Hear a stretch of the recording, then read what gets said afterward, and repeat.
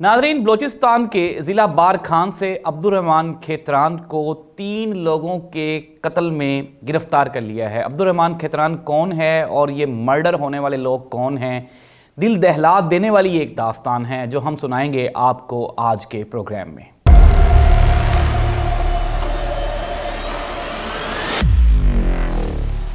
औज़ुबिल्लाहि मिनश्शैतानिर्रजीम, बिस्मिल्लाहिर्रहमानिर्रहीम। अल्लाहुम्मा सल्लि अला मुहम्मदिन व आलि मुहम्मद, करोड़ों दरूद व सलाम हज़रत मोहम्मद मुस्तफ़ा सल्लल्लाहु अलैहि व आलिहि वसल्लम पर, आप सल्लल्लाहु अलैहि व आलिहि वसल्लम की आल पे। नादरीन, गुज़श्ता दिनों मीडिया पे एक केस जो कि हर जगह पे नज़र आता रहा, उसने हमारे रोंगटे खड़े कर दिए। बहैसियत इंसान, बहैसियत पाकिस्तानी, हमें हमारे ग़ुलाम होने का एहसास उसी केस ने दिलवाया। नादरीन, बलोचिस्तान के ज़िला बार खान में एक फैमिली है, खेतरान फैमिली। अब्दुर्रहमान खेतरान जो कि बलोचिस्तान के एक वज़ीर हैं, इन्होंने वहाँ पे अपने मुकामी शहर में, अपने गांव में, वहाँ पे अपनी ज़ाती जेल बना रखी है। उस ज़ाती जेल में ये नौजवान लड़कियाँ, लड़के, बुज़ुर्ग सबको कैद रखते हैं और जो इनके ख़िलाफ़ आवाज़ उठाता है उसको ये जान से मार देते हैं। आज वहाँ से एस्केप करने वाले, वहाँ से फ़रार होने वाले एक शख्स ने मीडिया से गुफ्तगू करते हुए बताया कि किस तरह से वहाँ पे अब्दुर्रहमान खेतरान ने इस सारे निज़ाम को कैद कर रखा है। फिर 3 लोगों को आज बाजियाब करवा लिया गया और बकाया लोगों की तलाश अभी तक जारी है। नादरीन, दुनिया तरक्की कर रही है, दुनिया मार्स और चांद पे जा रही है। हम लोग वापस गार की ज़िंदगी में, गार के टाइम पे, स्टोन एज में हम लोग वापस जा रहे हैं। एक स्टेट में एक और स्टेट का वजूद, ये कैसे मुमकिन है? इसकी कौन इजाज़त दे सकता है? और इस तरह से इंसान को ग़ुलाम बना के कैद करके रखना, ये पाकिस्तान के सूबा बलोचिस्तान की दास्तान है। ये कोई इलाका गैर या कोई जंगल के किसी मुल्क की या वहाँ की स्टेट की स्टोरी नहीं है। तो ये अलमिया है हमारा कि हमने यहाँ पे सिस्टम को तो मजबूत नहीं किया, लेकिन हमने ये जो सिस्टम चलाने वाले जो पुर्जे हैं, जो ये हमारे सियासतदान हैं, पॉलिटिशियंस हैं, इनको हमने इतना इस कदर मजबूत कर दिया कि इन्होंने दूसरे पाकिस्तानियों से जीने का हक ही छीन लिया।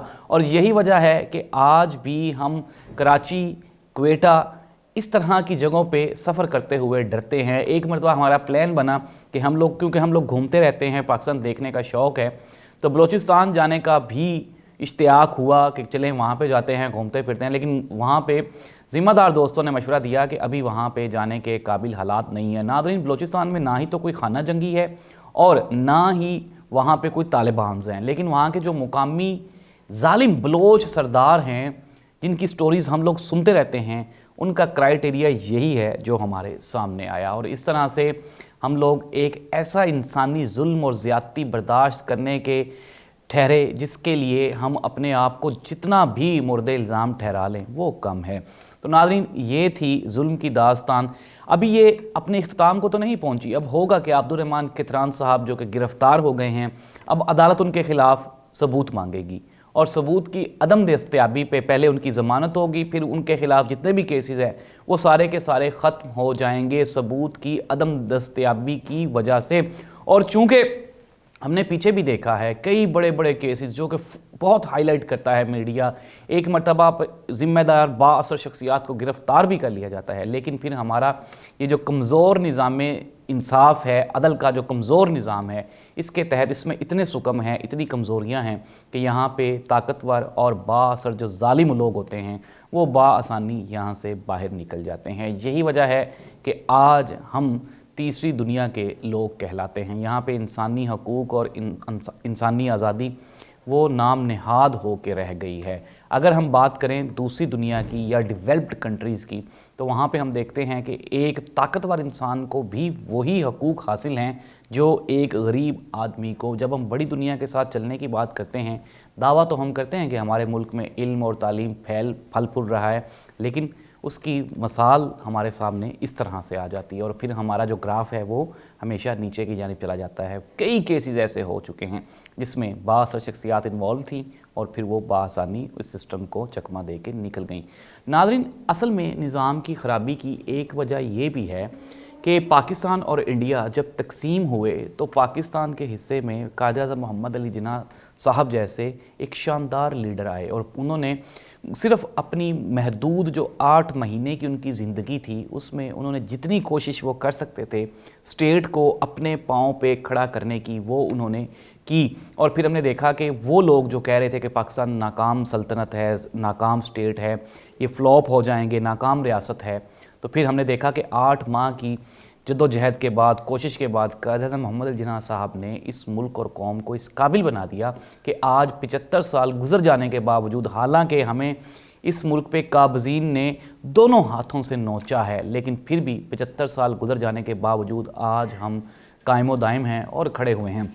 قائد اعظم محمد علی جناح صاحب ایک ویژنری لیڈر تھے. ان کا ہمیشہ قوم کے اوپر احسان رہے گا کہ انہوں نے ایک ناکام، کمزور اور بیمار قوم کو اپنے پاؤں پہ کھڑا کیا. ناظرین، اگر ہم دوسری جانب موازنہ کریں اور پنڈت جواہر لال نہرو صاحب جو تھے وہ انڈیا کے پہلے وزیر اعظم تھے. انہوں نے اپروکسیمیٹلی وہاں پہ کوئی 12 سال حکومت کی. ان 12 سالوں میں انہوں نے انڈیا کو بھی ایک ایسا نظام دے دیا کہ آج انڈیا دنیا کی 5ویں بڑی طاقت میں ان کا شمار ہوتا ہے. ہماری بدقسمتی کہ ہمیں قائد اعظم محمد علی جناح صاحب محض 8 مہینے دستیاب رہے اور پھر ان کے بعد جو بھی سیاستدان اس ملک میں آیا اس نے اس ملک کا بیڑا غرق کرنے میں ہی اپنی افادیت اور اپنا فرض اولین سمجھا، چاہے وہ کوئی فوجی ڈکٹیٹر ہو یا پھر کسی نام نہاد جمہوری نظام کا وزیر اعظم. تو جو بھی آیا اس کا کام صرف ایک ہی تھا کہ ذاتی جیبیں بھر لیں اور ملک کا خزانہ خالی کر جائیں. جو نیا وزیر اعظم آتا تھا وہ پچھلی گورنمنٹ کا، پچھلے وزیر اعظم کی عوام سے صرف اور صرف یہی کمپلین کرتا تھا کہ مجھے تو خزانہ خالی ملا ہے.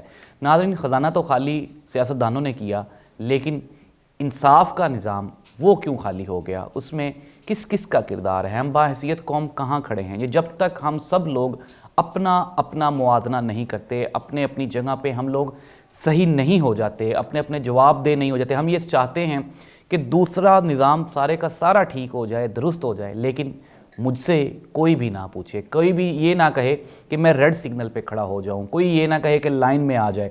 یہاں پہ کوئی بھی نہیں چاہتا کہ وہ قانون کو فالو کرے، لیکن یہ ضرور چاہتا ہے کہ دوسرے قانون کو اس کے لیے فالو کریں اور اس کے لیے جگہ چھوڑیں. اپنے میزبان زاہد عباس نقوی کو اجازت دیجیے اس امید کے ساتھ کہ ہم بحیثیت قوم انشاءاللہ آنے والے دور میں اپنی جو اصلاح ہے وہ کریں گے اور ہم اچھے پاکستانی، اچھے انسان اور اچھے مسلمان ہونے کا ثبوت دیں گے. اللہ آپ کا میرا حامی و ناصر ہو. اللہ حافظ.